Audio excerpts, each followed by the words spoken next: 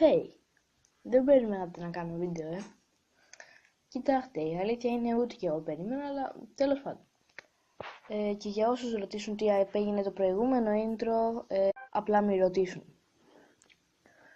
Λοιπόν, το θέμα μας για σήμερα είναι πράγματα που συμβαίνουν και δεν παίρνουμε χαμπάρι.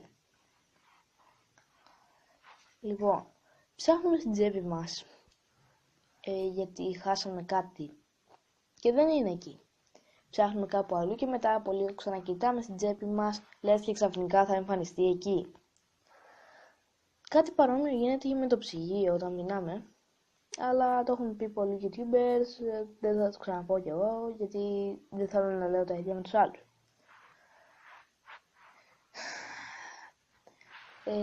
Ψάχνεις κάτι και φωνάζεις τη μητέρα σου,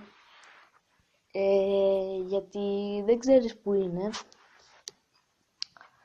και σου λέει που είναι τέλος πάντων. Πας εκεί πέρα που σου είπε, μα δεν το βρίσκεις. Ξαναφωνάζεις τη μητέρα σου, εκείνη έρχεται εκεί που είσαι, ψάχνει εκεί που σου είπε και ξαφνικά, boom, εμφανίστηκε εκεί αυτό που ζητούσες.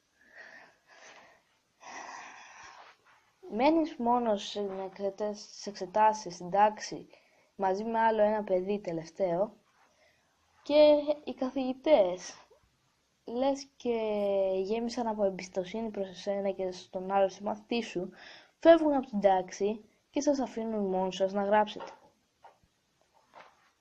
Τέλος πάντων, αυτό ήταν το βίντεο, ελπίζω να σας άρεσε. Αν σας άρεσε κάντε ένα like, ένα subscribe και ένα comment για να με βοηθήσετε να συνεχίζω αυτά τα βιντεάκια. Bye!